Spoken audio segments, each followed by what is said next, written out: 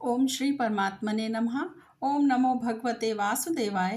कार्तिक मास का महात्म्य अध्याय 14। नारद जी बोले कि वे दैत्य नंदीश्वर, गणेश जी, स्वामी कार्तिक इत्यादि को देखकर द्वंद्व युद्ध के लिए दौड़े। काल नेमी नंदी के, शुंभ गणेश जी के व निशुंभ नंदी स्वामी कार्तिकेय के पास कवच धारण करके युद्ध के लिए जा पहुँचे।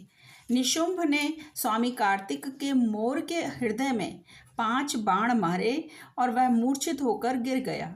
फिर कार्तिकेय शक्ति उठाना ही चाहते थे कि निशुंभ ने अपनी शक्ति से उनकी शक्ति को काट दिया और नंदीश्वर ने सहस्त्रों बाणों से कालनेमी का सारथी और घोड़ा काट दिया। कालनेमी ने क्रोध करके नंदी के धनुष को काट दिया। उस बलि ने कालनेमी की छाती में त्रिशूल मारा। त्रिशूल से उसका हृदय फट गया, घोड़े मर गए, सारथी मर गया। ऐसे कालनेमी ने फिर भी पर्वत खंडों से नंदीश्वर को गिरा दिया।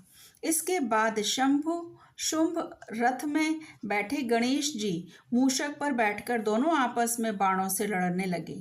गणेश जी ने एक बाण शुंभ के हृदय में मारा और 3 बाण सारथी के हृदय में मारकर घायल कर दिया। फिर शुंभ ने भी कुपित होकर मूषक और गणेश जी के बाण मार मेघ की तरह गर्जना की।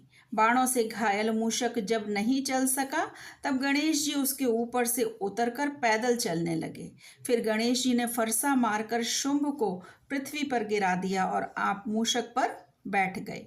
कालनेमी और निशुंभ दोनों ही बाणों से गणेश जी को मारने लगे और जैसे कोई मनुष्य अंकुश से हाथी को मारे तब महाबली वीरभद्र गणेश जी को पीड़ित देखकर अनेक भूतों तथा कूष्मांड, भैरव, बैताल, योगिनी गण और पिशाच सहित दौड़कर आए।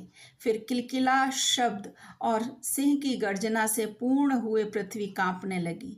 वे भूमि पर दौड़कर दैत्यों को खाते और संग्राम में उछलते कूदते थे।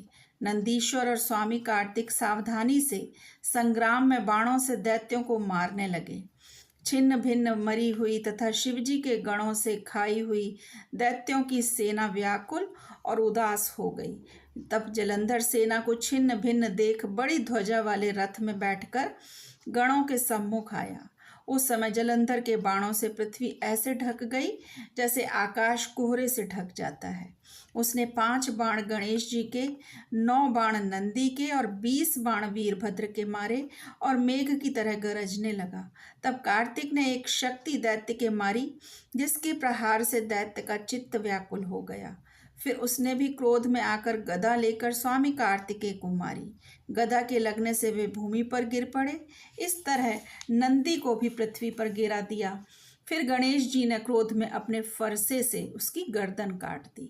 वीरभद्र ने 3 बाण दैत्य के मारे और 7 बाणों से उसका घोड़ा, ध्वजा, धनुष और छत्र काट दिए। दैत्यराज ने भयंकर शक्ति से गणेश जी को गिरा दिया और दूसरे रथ में बैठकर वीरभद्र के पास आया। सूर्य के समान तेज वाले वे वीर आपस में लड़ने लगे। वीरभद्र ने बाणों से उसके घोड़े गिरा दिए और धनुष काट दिया। तब जलंधर परिघ लेकर दौड़ा। नारद जी बोले, उस दैत्य ने वह परिघ वीरभद्र के मस्तक में मारा, जिससे उसके मस्तक से लहू गिरने लगा और पृथ्वी पर वह गिर पड़ा। ओम नमो भगवते वासुदेवाय। श्री कृष्ण अर्पणम अस्तु। हरे कृष्ण।